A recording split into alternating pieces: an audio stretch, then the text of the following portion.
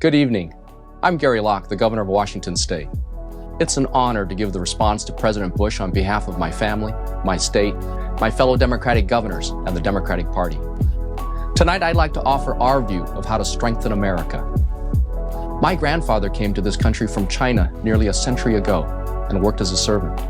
Now I serve as governor just 1 mile from where my grandfather worked. It took our family 100 years to travel that mile. It was a voyage we could only make in America. The values that sustained us, education, hard work, responsibility, and family, guide me every day. I want every person to have the chance this country gave our family. But like many of you, I'm concerned about the challenges now before us.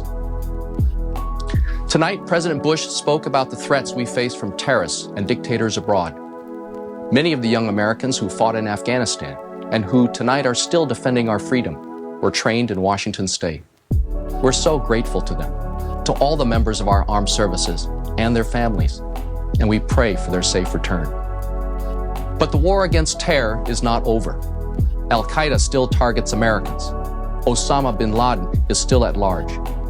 As we rise to the many challenges around the globe, let us never lose sight of who attacked our people here at home. We also support the President in working with our allies in the United Nations to eliminate the threat posed by Saddam Hussein and Kim Jong-il of North Korea. Make no mistake, Saddam Hussein is a ruthless tyrant, and he must give up his weapons of mass destruction. We support the President in the course he has followed so far, working with Congress, working with the United Nations, insisting on strong and unfettered inspections. We need allies today in 2003 just as much as we needed them in Desert Storm, and just as we needed them on D-Day in 1944, when American soldiers, including my father, fought to vanquish the Nazi threat. We must convince the world that Saddam Hussein is not America's problem alone. He's the world's problem. And we urge President Bush to stay this course, for we are far stronger when we stand with other nations than when we stand alone. I have no doubt that together we can meet these global challenges. But to be strong abroad, we need to be strong at home. And today, in too many ways, our country is headed in the wrong direction. We're missing the opportunity to strengthen America for the future. Democrats have a positive, specific plan to turn our nation around. Today, the economy is limping along. Some say it's a recovery. But for far too many Americans, there's no recovery in our states and cities. There's no recovery in our rural communities. There's no recovery for working Americans and for those searching for jobs to feed and clothe their families. After gaining 22 million jobs in 8 years, we've now lost 2 million jobs in the last 2 years since President Bush took office. 100,000 jobs lost last month alone. 2 years ago, the federal budget was in surplus. Now this administration's policies will produce massive deficits of over $1 trillion over the next decade. These policies have powerful and painful consequences. States and cities now face our worst budget crises since World War II. We're being forced to cut vital services from police to fire to healthcare, and many are being forced to raise taxes. We need a White House that understands the challenges our communities and people are facing across America. We Democrats have a plan to restore prosperity so the United States once again becomes the great job engine it was in the 1990s. It's rooted in 3 principles. It must give our economy an immediate jump start. It must benefit middle-class families rather than just a few. And it must be fiscally responsible, so we have the savings to strengthen Social Security and protect our homeland. Our plan provides over $100 billion in tax relief and investments right now. Tax relief for middle-class and working families immediately. Incentives for businesses to invest and create jobs this year. Substantial help for cities and states like yours and mine now. Extended unemployment benefits without delay for nearly 1 million American workers who have already exhausted their benefits. And all without passing on the bill to our children and grandchildren through exploding budget deficits for years to come. Now, as you heard tonight, President Bush has a very different plan. We think it's upside-down economics. It does too little to stimulate the economy now and does too much to weaken our economic future.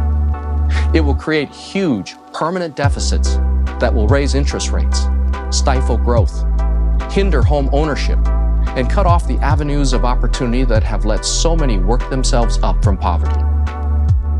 We believe every American should get a tax cut. That's the way to create broad-based growth. But we shouldn't spend hundreds of billions of dollars on a plan that helps neither the economy nor the families that need it most, while making it harder to save Social Security and invest in healthcare and education. Think about it. Under the president's proposal to eliminate taxes on stock dividends, the top 1%, that's people who earn over $300,000 a year, would get more tax relief than the bottom 95% of taxpayers combined. That's wrong. It's irresponsible, and it won't create jobs. Let's choose the right course, the successful and fair course for our economy. We have another urgent priority, Homeland Security.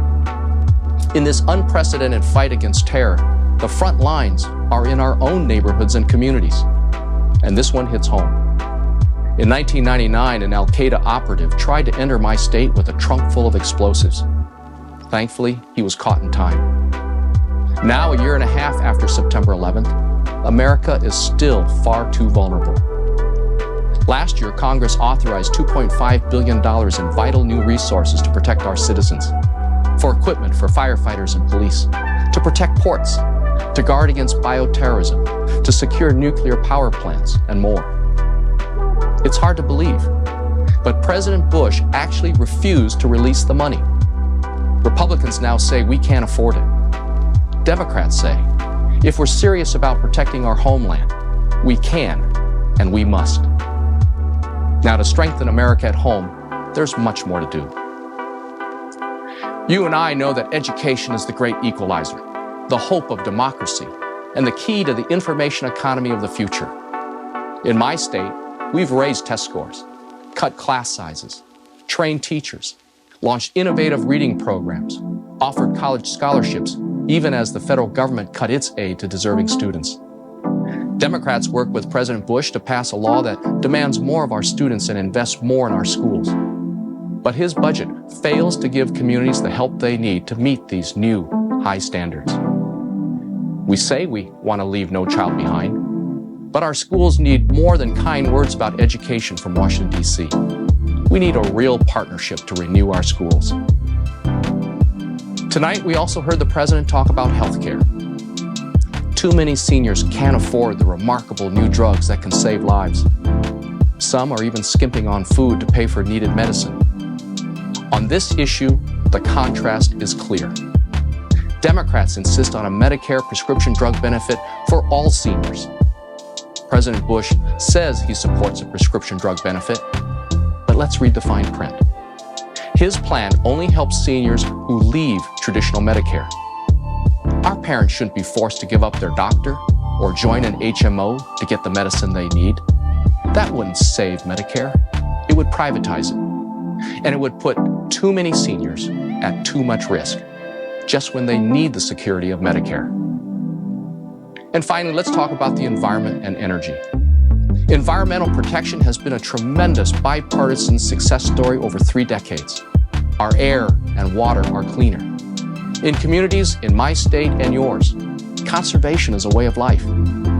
But the administration is determined to roll back much of this progress. Our nation should lead global efforts to promote environmental responsibility, not shun them.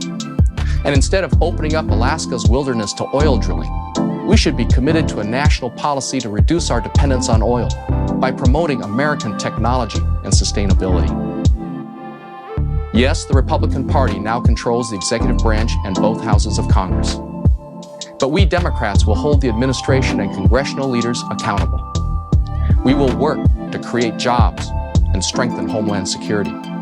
We will fight to protect a woman's right to choose. And we will fight for affirmative action, equal opportunity, and diversity in our schools and our workplaces. Above all, we will demand that this government advance our common purpose and not pander to narrow special interests. That's the vision of the Democratic Party. In state houses, in Congress, and in the homes of millions of Americans. We believe it's the best course for our nation. It's a vision we will work for and stand for in the coming years. This is not an easy time. But I often think about my grandfather, arriving by steamship 100 years ago. He had no family here. He spoke no English. I can only imagine how he must have felt as he looked out at his new country. There are millions of families like mine, people whose ancestors dreamed the American dream and worked hard to make it come true. They transformed adversity into opportunity. Yes, these are challenging times, but the American family, the American dream, has prevailed before. That's the character of our people and the hallmark of our country. The lesson of our legacy is, if we work together and make the right choices, we will become a stronger, more united, and more prosperous nation. Good night.